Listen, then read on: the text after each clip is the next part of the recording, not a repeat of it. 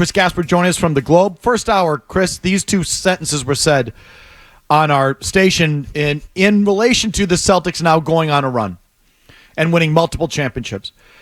There's no legit competition in the NBA.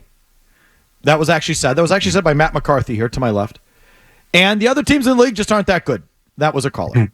But who could tell the difference on a day like today? Your thoughts on that?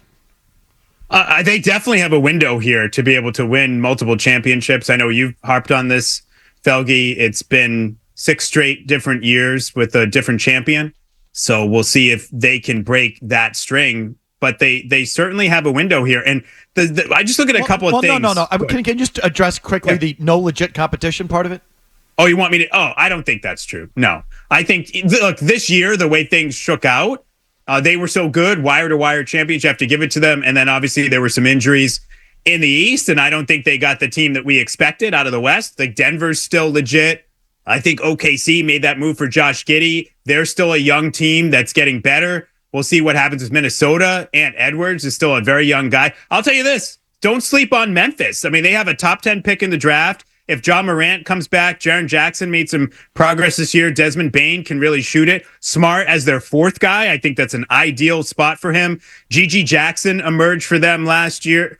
Jake LaRavia came off the bench and gave him a little bit more shooting. They're pretty deep with a lottery pick, a top 10 pick. So that's a team that maybe could emerge to challenge the Celtics. I think there'll be more competition next year than there was this year. I mean, in fact, I think the reason there's been 6 different champions in 6 different years is because there's so much good competition. I mean, Denver sort of, lilted to the finish line, but if it was bad competition, Anthony Edwards was there to finish them off. Yeah.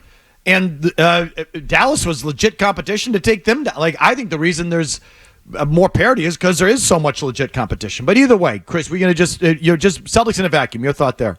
Yeah, no. The scary thing, I think, for the rest of the league is, one, it's not just the ages of Tatum and Brown. It's that they continue to improve. They're not finished products yet. They're going to get better. The other scary part has to be you had Kristaps Porzingis. Now, I know it's like he appeared in like 7 games. He was like right for like 5.5 games, maybe 5 games, something like that, where he really contributed to this thing at the level he did during the regular season. So you didn't have that. The other element is, too, that now this pressure, this weight, this mental block has been lifted off of Tatum and Brown. They can come into the postseason and play freer. There's sort of this thing, Hero Ball X, that they do on Bleacher Report, right? It's like a cartoon thing. And I know I sent it to Jim. It's almost like Japanese anime with like the NBA. And they have Jimmy Butler. And one of the things he says in this thing they did before the playoffs is, that's the thing about the Celtics. They always play down to your level. Well, no more. They don't beat themselves, or you shouldn't expect them to beat themselves now that they've cleared this hurdle. So I think that's the scary part for the NBA is that you're not just chasing the Celtics in it's a static situation with the Celtics. The Celtics are continuing to get better too, or should continue to improve and get better. If you like that clip, check out more videos from Felger and Mazz here. For more Celtics analysis and opinion, hit this playlist.